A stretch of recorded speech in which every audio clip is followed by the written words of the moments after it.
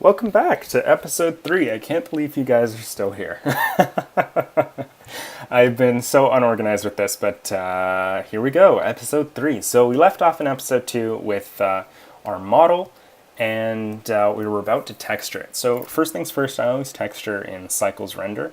So I'm going to keep it in that. I'm going to pull this menu here. I'm going to open up this little beach ball icon here. If you watched Born CG's video, you'll know what this is all about. I'm just going to do a Smart UV project, so it's going to be pretty simple. So I'm just going to do new texture. I'm going to call this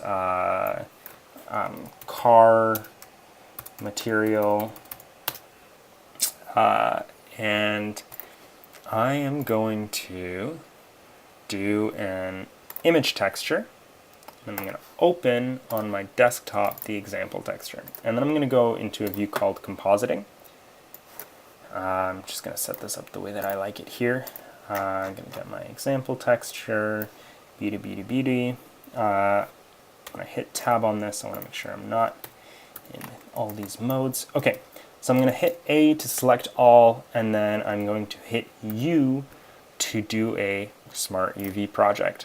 Okay, I'm just going to hit on OK on that, and what it does is it splits all these faces, makes them flat, and puts them in 2D on top of this texture. So I'm going to select all of these with A, hit S, scale this down very small. You don't necessarily need to do this, I just like to do it that way. In fact, that's probably a good thing to point out for this entire tutorial series. Not everything you see here is exactly the way you must do it. It's just the way that I do it, and I felt like sharing. Okay, so now the model is green. We can see that if we press Alt-Z. Ta-da! Green car. But as you know, cars in Unturned, they're not entirely green. So we're going to go in and we're going to select the interior faces. We're going to make these kind of this silver. We're going to select this one, make it a slightly darker color. The slightly darker color makes it a little bit easier to distinguish between the bottom and the sides. Okay, so this is our model here. Ta-da! But wait, what about the fender? Okay, so we're going to take this, we're going to duplicate it, and we're going to put it over here, and we're going to call it, I'm just going to go back to default view here so I can pull up this menu. We're going to call this model_1. Reason we do that, it's a little less detailed, it's the lower face count. I'm going to hit A on this, hit X, do limited dissolve. This makes the model the lowest number of faces essentially possible. So we went from 104 faces or so, a little bit above that, to now 36. And as you can see, the texture is still fine. And it retains the shape that we wanted, just at a severely reduced face count. Okay. So now we're going to take our model source again. I'm going to duplicate it again. I'm going to toss it in this layer here, and I'm going to call this layer model_0. And the reason I'm doing this is because I'm going to grab this lovely fender over here, and I'm going to toss it in that layer. And then I'm going to make this easier on myself, I'm going to select all those faces, deselect those, and Control-J, join those. So now what this has done is it's joined these faces to this model, and I can take their faces and apply a texture to them. Okay, so I like this slightly more silver fender. The headlights, of course, we're going to make yellow. The tail lights, of course, we're going to make red. Tailpipe can be a darker color there. And that's pretty much it. If this doesn't look like an unturned car, I don't know what does.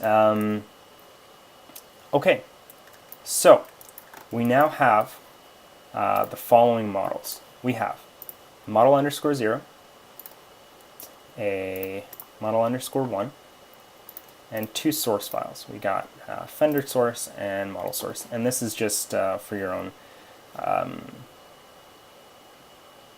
record keeping or whatever. So I'm going to do the same thing here. I'm going to reduce the face count again. limited dissolve. We got faces down to 82, a little bit more, but we have a little bit more detail, so that's okay. All right, I have my model, and the last thing, and this is probably the best tip that I was ever told by a modder called Mental Bacon. Thank you so much, dude. You're an awesome guy. Is to go through for each of your models and hit Control A. And then apply location, Control A, rotation, Control A, scale. And what that does is it sets your scale to 1, 1, 1. So I'm going to do this for each of my models here. Scale, rotation, location, and then scale, rotation, location, and then scale, rotation, location. Okay, and I'm going to save this. Okay, so we have our vehicle, we have it set up, and we have it scaled correctly. What I'm going to do now is I have this file saved on my desktop as a Blender file. Again, you can use the Blender file and put that into Unity, and that'll be fine with the proper scale, but sometimes people use different modeling programs like Maya or 3D Max or something. So I'm just going to export this as an FBX because sometimes that's what you'll be working with in Unity. So I'm just going to export this to my desktop because I'm an unorganized person. And here we go. Okay, so here's our example 1 FBX, and here's our example texture. You'll notice episode 1 and episode 2 are right here. Okay, so now let's go into Unity, and I'm going to create a new folder here in my ungainly mess of folders. And I'm getting the spinning beach ball of death. What? No, no, don't import. What are you doing? Okay. New folder. We're going to call it example. Okay, and in here, I'm going to toss my example vehicle and my example texture. So the first thing I'm going to do with the texture is I'm going to set the filter mode to point. It's best practice here. Here we have our model. So you'll notice importing was very simple. We just drag and drop our FBX into Unity. Okay, tell you what, I'm not sure how much time I've run into. Again, I can only post 15-minute videos. So I'm just going to pause this episode, episode 3. That was texturing. And I'm going to get started on episode 4 in just a few minutes. All right, I'll see you in the next episode.